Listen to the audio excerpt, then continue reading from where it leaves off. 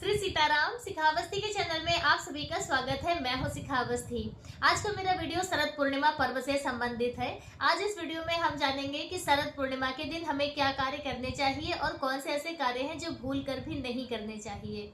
अपने हिंदू सनातन धर्म में शरद पूर्णिमा बेहद खास मानी जाती है। जितनी भी वर्ष में पूर्णिमा तिथि होती है उनमें शरद पूर्णिमा सबसे मुख्य पूर्णिमा होती है। शरद पूर्णिमा के दिन ऐसी मान्यता है कि हमारे देवी देवता स्वयं धरती पर आते हैं अपने भक्तों की मनोकामनाएं पूरी करने के लिए, अपने भक्तों को आशीर्वाद देने के लिए। शरद पूर्णिमा को कोजाग्रही पूर्णिमा के नाम से भी जाना जाता है। तो उसका कारण हमारे शास्त्रों में यह बताया जाता है कि शरद पूर्णिमा के दिन माता लक्ष्मी रात्रि के समय धरती पर भ्रमण करती हैं और वह यह देखती हैं कि कोजाग्रही कौन जग रहा है। और ऐसी मान्यता है कि जो भी भक्त शरद पूर्णिमा की रात्रि में माता लक्ष्मी को जगते हुए, उनका भजन कीर्तन करते हुए, उनका पूजा पाठ करते हुए मिलते हैं तो उनके घरों में माता लक्ष्मी स्थायी रूप से रहती हैं और माता लक्ष्मी की कृपा उस भक्त पर सदैव बरसती है। उसके घर में कभी भी आर्थिक संकट नहीं आता है, आर्थिक समस्याओं का सामना नहीं करना होता है। तो इसलिए शरद पूर्णिमा के दिन सभी भक्तों को जागरण जरूर करना चाहिए।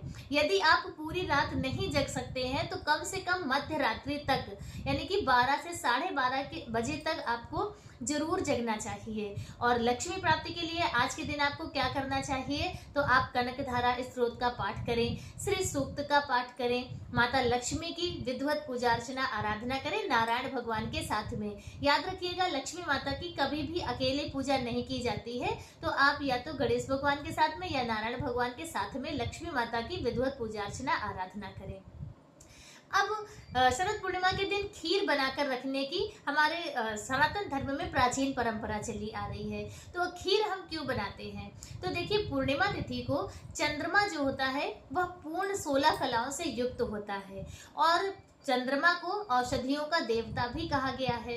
तो इसलिए जब वह पूर्ण 16 कलाओं से युक्त होते हैं तो कहते हैं कि चंद्रमा की किरणों से औषधियों की वर्षा होती है और चंद्रमा के जो कारक वस्तुएं हैं वह सफेद रंग की होती हैं, जिसमें से दूध, चीनी, चावल।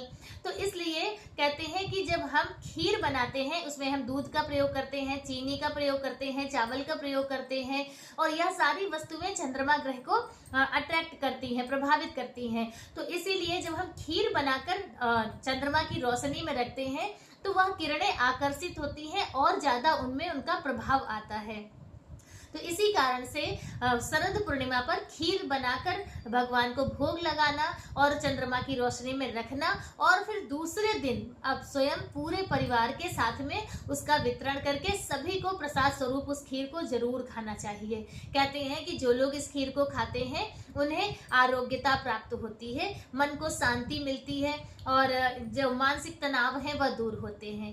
तो शरद पूर्णिमा पर आपको खीर बनाकर भगवान को भोग लगाना है और स्वयं भी पूरे परिवार के साथ में उसका प्रसाद ग्रहण करना है। देखिए, शरद पूर्णिमा को रास पूर्णिमा के नाम से भी जाना जाता है।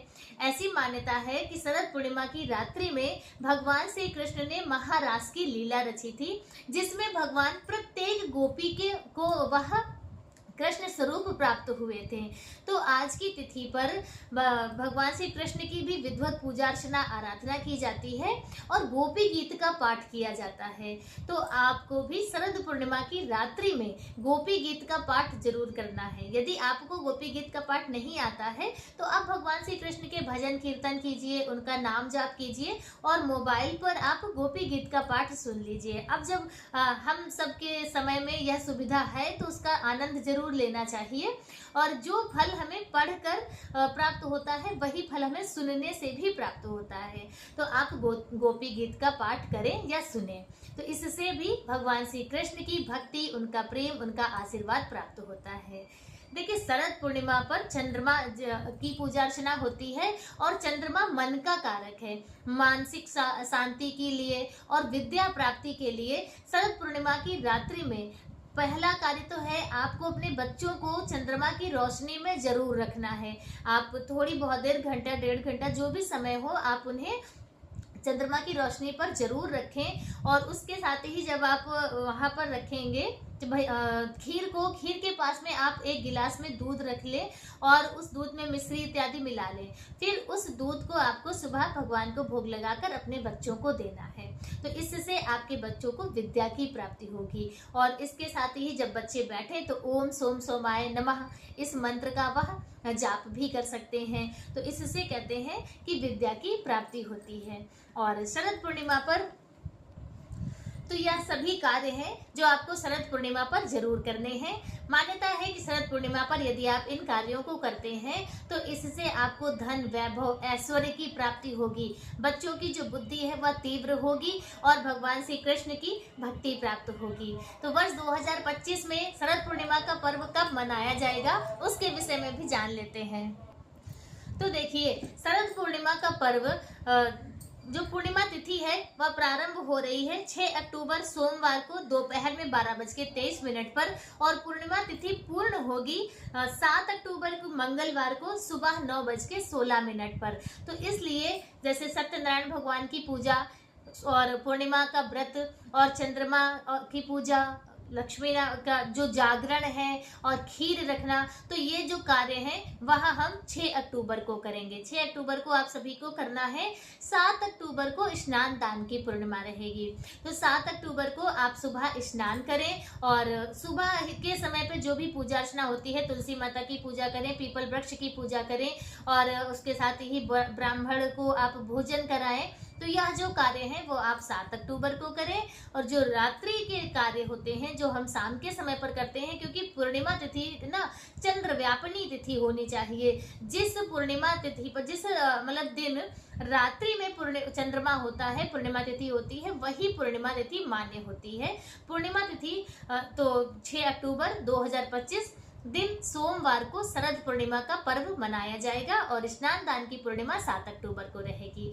शरद पूर्णिमा पर्व से संबंधित आज का वीडियो मेरा बस इतना ही। वीडियो कैसा लगा कमेंट करके जरूर बताएं। मिलते हैं दूसरे वीडियो में किसी दूसरी जानकारी के साथ। तब तक के लिए श्री सीताराम।